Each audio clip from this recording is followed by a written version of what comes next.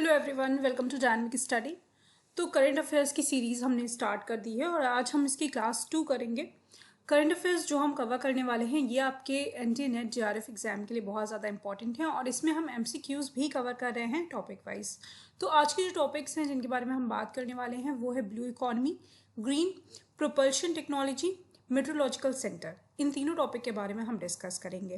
तो देखिए, मैंने इससे पहले क्लास में आपको पूछा था कि ब्लू इकॉनमी क्या है, उसके बारे में आपको बताना था। तो आई होप थोड़ा बहुत आपने पढ़ा होगा और इस टर्म से भी आपको काफ़ी आइडिया हो गया होगा कि हम किस चीज़ के बारे में बात करने वाले हैं। देखिए, ब्लू इकॉनमी, ये जो टर्म है ब्लू इकॉनमी, इसको सबसे पहले किसने क्वाइंट किया था या सबसे पहले किसने इस टर्म को दिया था, ये आज का क्वेश्चन है आपका पहला। तो ऑप्शन है आपके Gunter Pauli, John Muir, Rachel Carson and Edward Abbey. तो आप वीडियो को पॉज कर लीजिए और आपका आंसर, जो भी आपको आंसर लग रहा है वो आप आंसर सोच लीजिए या आप नोट डाउन भी कर सकते हैं। तो आई होप आपने आंसर कर दिया होगा and the right answer is option A, that is Günter poly. तो इन्होंने पहले सबसे पहले ब्लू इकॉनमी का टर्म जो था इसको कॉइन किया था। ब्लू इकॉनमी की अभी हम बात क्यों कर रहे हैं और क्यों इम्पॉर्टेंट है ये, तो देखिए टर्म यहाँ पर जो ब्लू है, ब्लू का मतलब क्या है? ब्लू का मतलब है कुछ भी ऐसी चीज़ जो मरीन से रिलेटेड हो।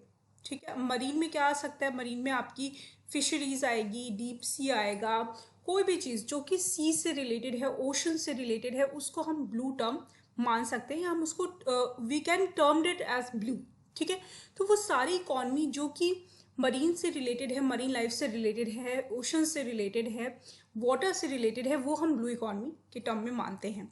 अब जैसे हमें पता है हम ग्रीन इकॉनमी की बात करते थे। ग्रीन इकॉनमी का मतलब हो गया कि एग्रीकल्चर से रिलेटेड, कि एग्रीकल्चर से जितना पैसा हम बना रहे हैं, जितना हमारे इकॉनमी में कंट्रीब्यूशन है एग्रीकल्चर का, उसको हम ग्रीन इकॉनमी बोलते हैं। इसी तरीके से जितना भी मरीन लाइफ का या मरीन का जितना कंट्रीब्यूशन है हमारी इकॉनमी में, उसको हम ब्लू इकॉनमी बोलेंगे।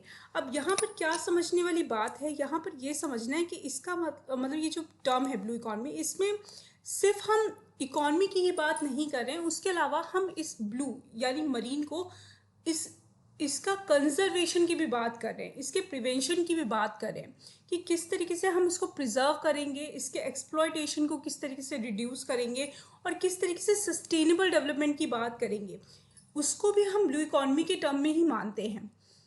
तो देखिए, जैसे आपको पता है कि यूएन के एसडीजीज हैं, ठीक है, जिसमें आपका एसडीजी 14 बोलता है लाइफ बिलो वाटर, उसमें हमारी ब्लू इकॉनमी आती है। मतलब ब्लू इकॉनमी आपका पार्ट है लाइफ बिलो वाटर का।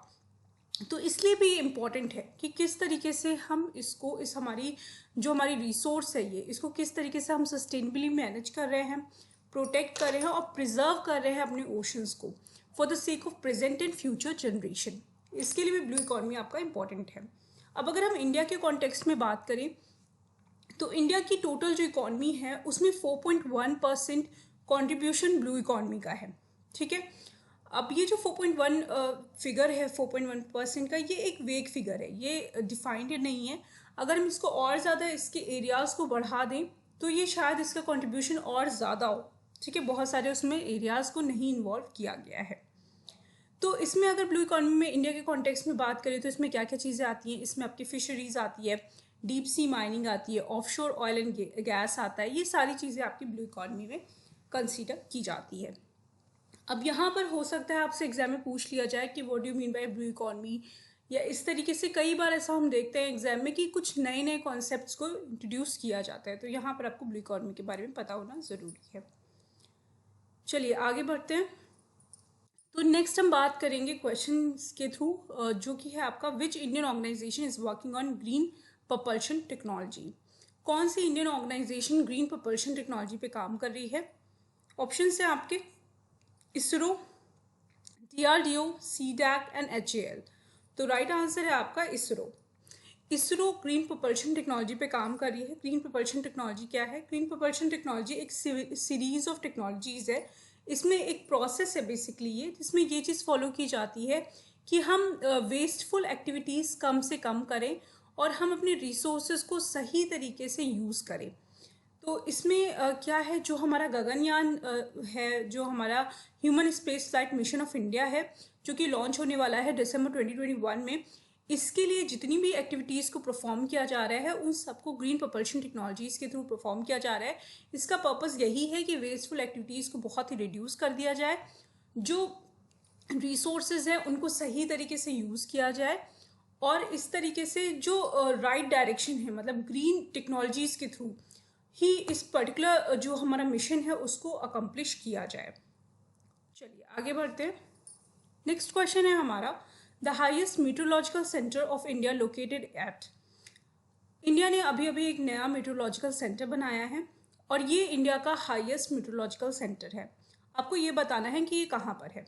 ऑप्शंस हैं आपके Leh, Siachen, Kargil and Ladakh, and the right answer is Ladakh.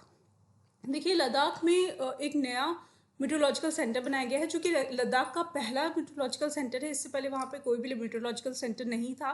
इसको अभी इसका इनॉग्रेशन हुआ है। जो union minister of earth sciences हैं डॉक्टर हर्षवर्धन, उन्होंने इसको इनॉग्रेट किया है। और ये क्या करेगा, ये सेंटर बताएगा वेदर फोरकास्ट के बारे में। तो इंडिया का ये हाईएस्ट सेंटर है अभी तक का, ठीक है। इसकी हाइट जो है वो 3500 मीटर्स है और ये लद्दाख का पहला मीटरोलॉजिकल सेंटर है। तो यहाँ पर क्वेश्चन आपसे पूछा जा सकता है कि हाईएस्ट मीटरोलॉजिकल सेंटर इंडिया में कहाँ सिचुएटेड है, तो राइट आंसर आपका होगा लद्दाख। तो ये हमारे 3 टॉपिक्स थे आज के। आई होप आपको ये क्लास बेनिफिशियल लगी होगी। कोई भी क्वेरी है तो आप पूछ सकते हैं। Thank you so much.